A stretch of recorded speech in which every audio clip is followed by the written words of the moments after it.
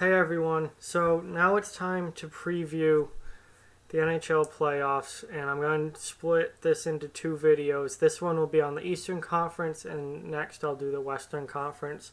Before we get going, I just want to say I will not be predicting series in this video. If you want to see my predictions, I just uploaded my prediction video. It's already up. It's what I think is going to happen. This video, I'm just going to preview the series, talk about what kind of series I think it's going to be, and talk about some key things for both teams going on in the series. I'm not going to go too in depth here. I'm not going to pull out all these statistics and numbers and lineups and everything. I'm going to take a pretty simplistic approach to this and just look at a few key things and then talk about, just based on watching these teams all year long, what I think the series is going to be like, and just stuff like that. Also, I'm not going to talk about how the season series went between the two teams that are matched up, because I really don't think it matters that much.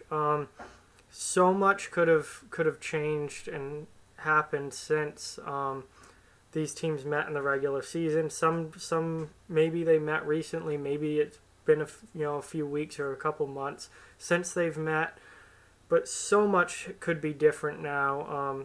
Different guys in and out of the lineup on both sides, teams playing better or worse than they were when they met previously, and just straight up the fact that playoff hockey is totally different than regular season hockey. It's not even really like the same sport. If you watch a regular season game and then watch a playoff game, they're really not that similar. Whole new level of intensity, emotion, physicality. Just the playoffs are just absolutely wild, and the regular season, especially the last couple of years, regular season games have really gotten kind of boring for the most part, except for a few really good ones here or there. But playoff hockey is totally different. So I don't think how they played each other in regular season really means that much. So Eastern Conference, let's start off with the top seed versus the second wild card, Tampa Bay Lightning versus New Jersey Devils. This is a tall order for the Devils. They were a last place team last year. This year they are. They snuck in. Well, they didn't really sneak in. They had a really good year. They were in playoff position for pretty much the entire year. They ended up with a second wild card spot, but everyone was stacked on top of each other in the Metro. So I think they're a little better than a normal second wild card team would be. But nonetheless, this is a tall order. Tampa Bay is stacked. They really geared up at the trade deadline for the playoffs, adding JT Miller, Ryan McDonough. Not really subtracting anything from their NHL lineup other than Vlad Nemestikov, and he hasn't been too big of a loss. So I think for Tampa to win this, they just need to play their game. They need to play solid Tampa Bay Lightning hockey, and things will go their way. Just don't make a lot of mistakes. Let your forwards really get loose and put up a lot of goals like they can, and they'll be fine. For New Jersey to win this, it's going to take a lot. I think they need to really get in Andrei Vasilevsky's face, muck it up around the goal, get some garbage goals, some deflections in front, screens in front, rebound goals, stuff like that. They're going to have to play a gritty, in-your-face style of hockey if they want to beat the Lightning.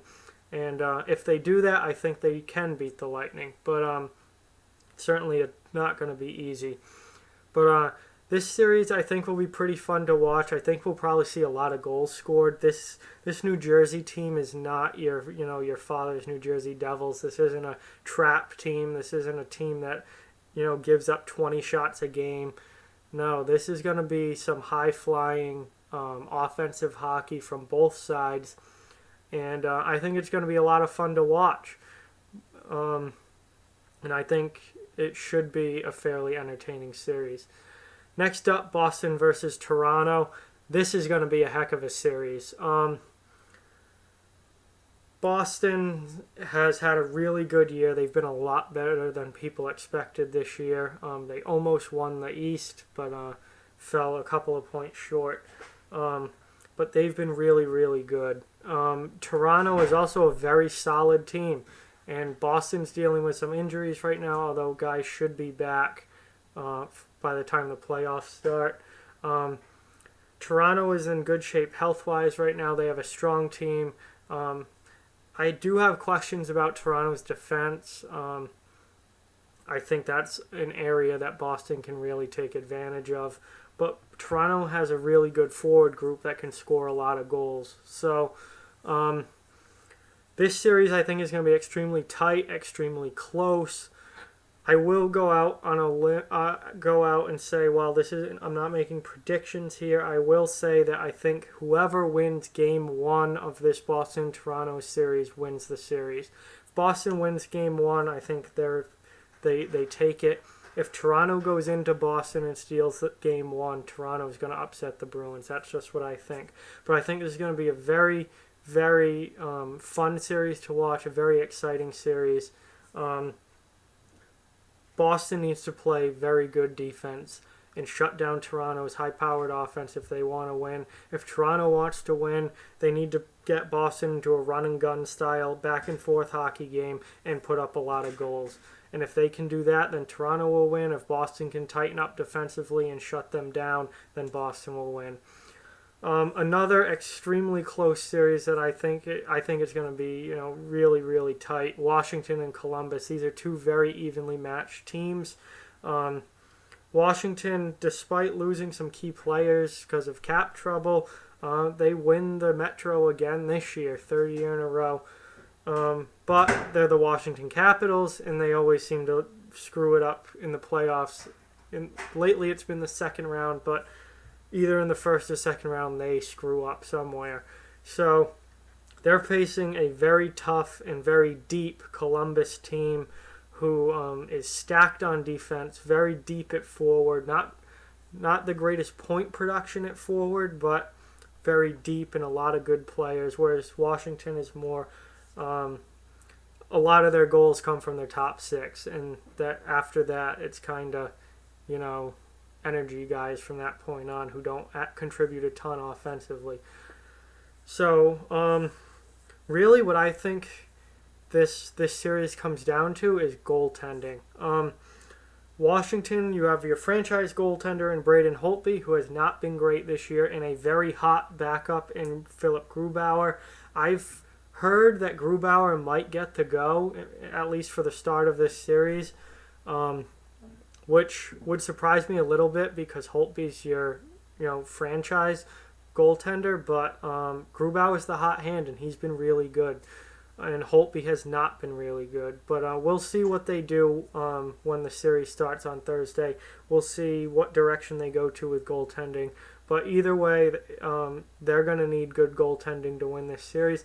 And the same thing with Columbus. Sergei Bobrovsky has been a very good regular season goaltender. He has not been good in the playoffs. Now, the two times that he's made the playoffs with Columbus, or at least I think it's only been twice, at least the last two times they've played Pittsburgh in the first round, and Pittsburgh's kind of lit Bobrovsky up. But the question is, does Bobrovsky have a playoff problem, or does he have a Pittsburgh problem? Pittsburgh tends to make a lot of goalies look bad. So we'll see what he can do. If he can play like he plays in the regular season against Washington, then that's good news for Columbus.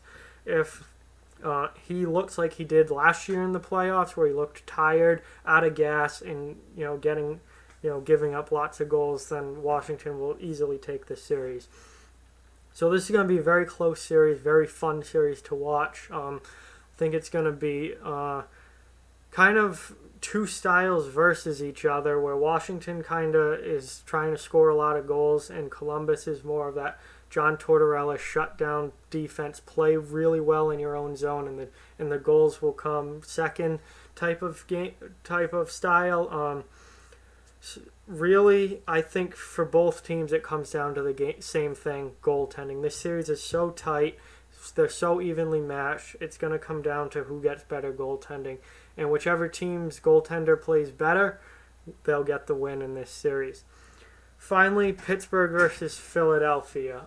This is the series I'm most excited to watch this year because I don't know what's going to happen. This could be a very bland, kind of boring series with two teams that aren't not really sporting the lineups that they used to, toughness and physicality wise, or this could be 2012 all over again and just in your face, dirty, nasty hockey with wild antics going on everywhere. If it turns into that, then this will be probably one of my favorite series of the entire playoffs. However, I don't think it's going to turn into that because neither team really sports that kind of lineup anymore. Pittsburgh, not at all. They have one guy in their lineup who drops the gloves, and that's Jamie Oleksiak.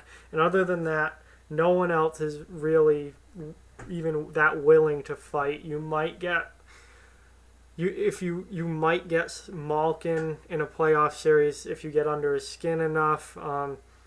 Maybe one of those bottom six guys who doesn't really fight, but it's a playoff series, so maybe they have to. But Pittsburgh does not have a tough lineup at all. They had Ryan Reeves, but they traded him to Vegas, and I think he's better suited for Western Conference hockey anyway. But Pittsburgh's not going to get into that kind of game. And Philly doesn't really have that lineup anymore. Wayne Simmons, he's a guy that will stand up for his teammates, and he's hard on the forecheck, but he doesn't really go out starting stuff. They have Radko Gudas and Brandon Manning on the back end, but Manning's been quiet physically pretty much all season, and Gudas hasn't done much since he came back from suspension, so he's been quiet recently. This I don't think will be like the 2012 series, and that will play into Pittsburgh's favor.